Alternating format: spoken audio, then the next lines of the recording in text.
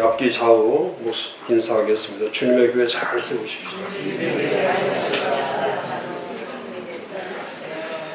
처치 플랜팅 6번째. 처치 플랜팅 10가지 핵심 가운데 6번째 리더십. 공유 리더십은 한마디로 얘기하면 리더십은 영향력이죠. 리더십은 영향력입니다.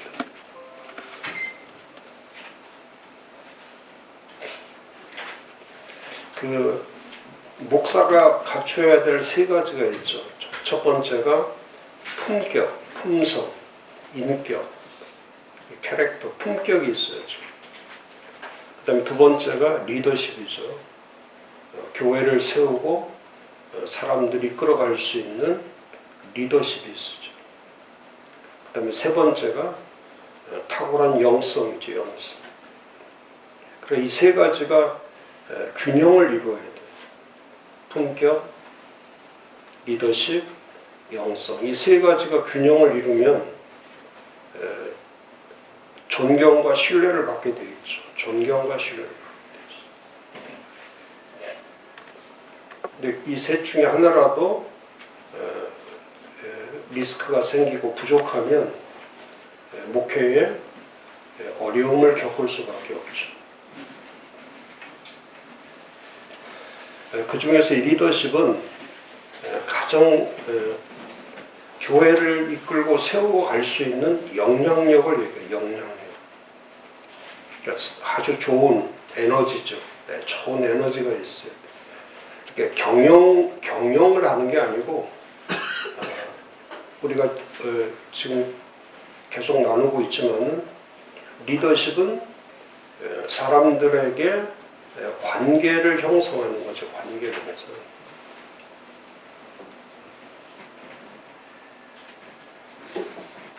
그래서 외적으로 내적으로 준비되어 있는 리더십.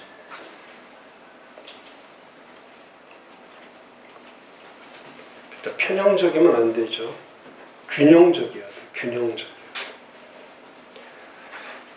그래서 모든 사람을 이끌고 갈 수 있는 그런 균형이 있어야지 자기 편 사람들한테는 잘하고 반대편 사람들은 또 멀리하는 이렇게 되면 안 되죠.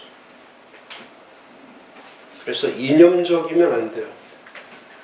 성향 자체가 이념적이라든지 어떤 이데올로기로 가면은 그건 균형을 잃어버리죠. 저는 참 걱정이 그거예요.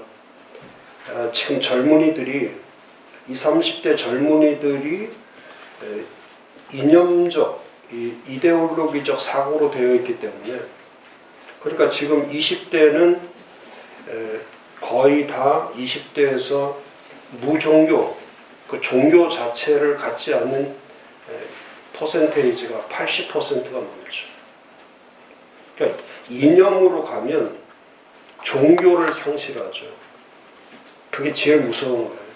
이념이 갖는 제일 무서운 것이 종교성을 잃어버리는 거예요. 그나마라도 이 종교성을 가지고 있으면은 어떤 신에 대한 두려움, 또 신에 대한 그 무서움을 알게 되죠. 근데 이념을 갖게 되면 신 존재를 믿지 않기 때문에 그러니까 사람밖에 없죠. 자기 자신밖에 없죠. 극도로 이기주의죠. 극도로 이기주의. 그러니까 지금 20대는 그러니까 21세기에 태어난 사람들 지금 이제 벌써 24년이니까 24살 정도까지의 젊은 친구들은 자기 세계에서만 살고 있죠. 자기 세계. 가정도 없어요. 부모 세대도 없고 가정도 없고 사회도 없는 자기 공간에서만 살아가는 진짜 무서운 세대죠.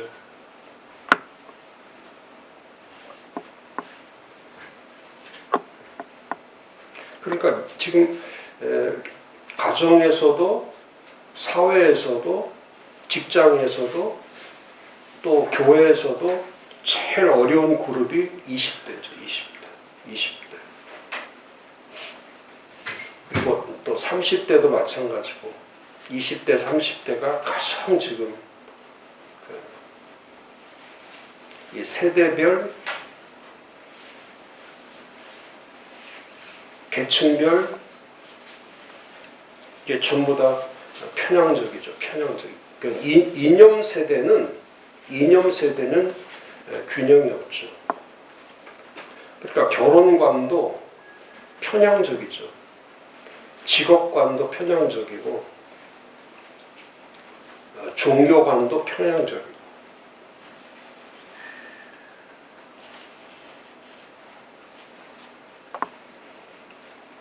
그래서 지금 신학교에 어제도 제가 그런 얘기를 들었는데 신학교마다 지금 20대들이 다 부족하죠. 20대들이 다 부족해요. 결혼 비율도 낮지만은 출생 비율도 엄청나게 낮죠.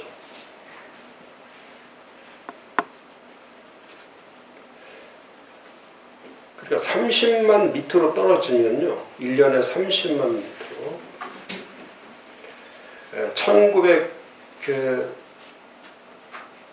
1970년대까지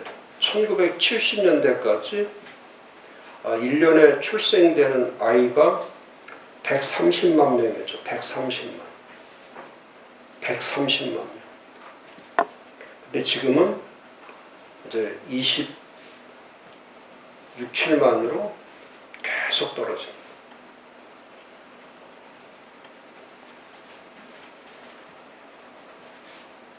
우리 뉴스에서 잘 보시잖아요. 초등학교 가운데 50명 이하 학교가 40%죠. 전체 학생의 수가 50명 미만이 40%. 그래서 지금 교회에서 진짜 해야 될 것이, 교회에서 정말 목사님이 리더십을, 영향력을 가져야 될 것이 뭐냐면 젊은이들 사역이에요. 젊은이들 사역. 20대, 30대 사역. 여기를 진짜 대대적으로 투자하지 않으면, 대대적으로 투자하셔야 돼요. 그러니까 생산을 위한 투자가 아니고요. 생존을 위한 투자예요. 지금 생산을 일으킬 수 없고요. 생산이 아니라 생존이에요. 생존. 모든 것에, 가정의 생존, 교회의 생존, 국가의 생존, 사회의 생존을 위해서 무한 투자죠, 이거는. 정부에서 지금 제일 잘못하는 게 저는 20대, 30대를 위한 이 정책이 없다는 거예요. 이렇게 그 출산에 대해서 한 달에 얼마씩 지원, 그 정도 가지고는 결혼 안 하죠. 결혼 안 해요. 그러니까 어쩔 수 없어요. 무한 투자하셔야 돼요. 국가에서 모든 재정에 이 교육도 무상으로 가야 되고요. 또 그 집도 다 줘야 되고 어쩔 수 없어요. 그 다음에 그 아이 양육비 이런 것도 다 지원해야 되고요. 그러면 애들 일 안 한다. 일 안 해도 결혼하게 하면 돼요. 그래서 결혼해서 애를 낳게 만들면 됩니다. 요즘 둘만 낳으면 둘째는 진짜 이제 거의 다 국가에서 키워주다시피 이제 하니까. 그래서 이거는 둘째 문제가 아니고 첫째도 마찬가지죠. 그래서 결혼을 해서 지금 1년에 결혼하는 쌍이 25만 정도도 안 되죠. 그러니까 그 정도 해서는 안 돼요. 전 세계에서 결혼 비율, 출산 비율 한국이 최고 낮죠. 근데 제가 영국에서 공부할 때 벌써 24년, 25년 전인데요. 그때만 해도 그 영국의 그 영국의 길거리에는 아이들, 그러니까 그 유모차 아이들이 아주 길거리에, 어디를 가는 길거리에 아이들이 넘쳐나죠. 넘쳐나. 우리나라는 2명씩 날 때인데 거기 영국은 기본이 4명, 5명이죠. 기본이 4명, 5명이죠. 근데 왜 그러냐면 2명만 나면 직장에 나갈 필요가 없어요. 국가에서 다 대줍니다. 2명 나면 한 우리나라 돈으로 국가에서 250만 원 정도 주니까. 그러니까 3명 나면 한 300, 30만 원. 4명 나면 한 4, 500이 나오는. 집은 그냥 다 주니까. 그러니까 이게 어떻게 되냐면 4명 나면 아버지가 다 달라. 아버지가 다 달라. 그래도 상관없어. 살아가는 데는 아무 의미가 없어. 그래서 우리는 이렇게 아이들 데리고 나가면 이렇게 손 붙잡고 다니지만 영국의 아이들은 전부 다 개줄로 다 묶어가지고 전부 다 이 줄을 3개, 4개 들고서 끌고 다니기 때문에 그게 문화예요, 문화. 그러면서 그 아이들에 대한 정책이 영국은 너무너무 잘 되어 있기 때문에 그러니까 그 영국에는 아이들의 범죄율이 없죠. 아이들이 죄를 못 져요. 왜 죄를 못 지냐면 아이 혼자서는 아무것도 할 수 없어요. 예를 들어서 아이가 버스를 탄다. 아이는 16세까지는 혼자 버스를 못 타요. 일단 탈 수가 없어요. 그럼 16세 이하는 버스를 타려면은 반드시 보호자가 그 운전사한테 아이라고 사인을 받아야 돼요. 그리고 내릴 때 거기서 누군가가 나와서 보호자가 안 나오면 애를 내리지 못하게 해요. 그리고 원상태로 그냥 갖다 놔 다시. 그 다음에 아이가 학교에 9시까지 가야 되는데 9시 5분이 돼서 학교에 안 왔다. 그러면 바로 즉시 경찰서로 연락이 가는 거예요. 그래서 경찰이 찾아내는 거예요. 그러니까 버스도 못하죠, 열차도 못하지, 비행기도 못하지, 아무것도 못해요. 그 다음에 만약에 미성년자 아이가, 이제 영국은 팝이라고 하는데 이렇게 그 커피 마시고 또 맥주 마시고 하는데 그런 팝인데, 만약에 16세 이하가 그 팝에 들어갔다 하면은 경찰이 와가지고 밖에 문에다가 그 문에다가 나무로 아예 가위표로 딱 해서 못을 딱 박아버려요. 이게 끝나는 거예요. 그러니까 16세 이하가 들어오잖아요. 그럼 그 주인이 얼마나 야단치는지 몰라요. 우리 가게 망한다고 하면서 직접 진짜 경찰에 신고하는 거예요. 그러니까 아무것도 할 수 없어요. 범죄가 될 수 있는 근거 자체가 안 돼. 16세 이하는. 근데 우리나라는 엊그제 보세요. 갖다 돌로 찌고 뭐 하고 이건 범죄라는 거는 우리 주변에는 범죄가 저지를 수 있는 환경이 너무너무 잘 돼 있기 때문에. 그러니까 16세 이하는 자율적으로 살아갈 수 있는 길을 차단시켜줘야 돼요. 차단시켜. 우리처럼 이렇게 방치해버리면 아이들이 지금 소년 범죄율이 얼마나 셉니까? 거기다 16세 이하, 18세 이하의 자살 비율이 얼마나 높습니까? 학교 안 가는 아이들이 얼마나 많습니까? 거기는 그렇잖아요. 영국 경찰은 총이 없어요. 전 세계에서 경찰이 총을 안 갖고 다니는 나라는 영국밖에 없죠. 그 대신 그 경찰이 얼마나 무서우냐면 길을 가다가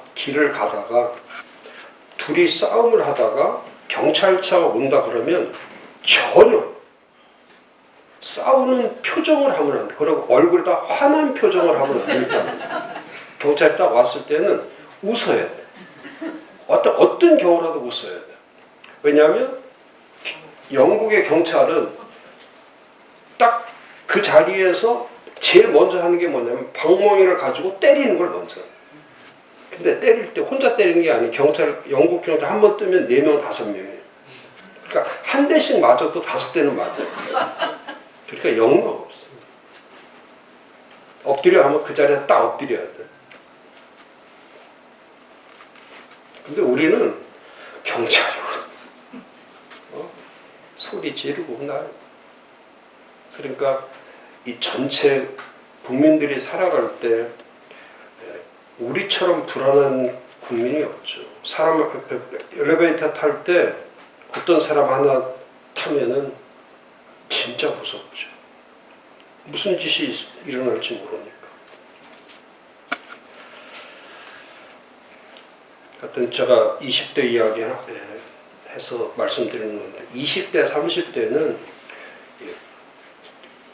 20세 이하는 국가 정책으로 해줘야 되고요. 국가에서 정책적으로 해야 돼요. 모든 것을. 그래서 교육이나 그 삶의 질이나 안정 또 이런 것들이 국가에서 다 해줘야 되고요. 또 교회도 마찬가지죠. 그래서 제가 교회 사역할 때도 주일 학생들이 많아요.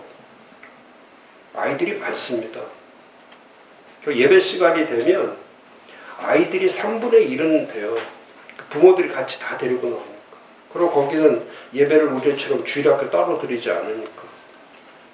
그래서 같이 예배 드리고 그 다음에 간단하게 말씀 전하고 아이들은 이제 그 어른 설교 들을 때는 아이들은 그 자기들의 그 학습 룸에 가서 그 아이들 커리큘럼대로 그 사역만 하는 거죠. 그 대신 예배의 중심은 언제나 온 가족이 함께 드리는 게 기본으로 되어 있죠. 그러니까 그 예배 시간에 보면은 그 갓난 아이들이 많아요. 엄청 많아요. 거기는 뭐 우리처럼 유아실이 없으니까. 영국 교회는 유아실을 안 만드니까 부모들하고 같이 예배 드리는 게 그게 아주 기본으로 되어 있으니까. 우리나라가 참 제가 좀 그 예배의 기본기를 망가뜨리는 것이 저는 유아실이라고 생각해요. 유아실. 유아실에서 예배를 드리게 되면은 어렸을 때부터 그 예배의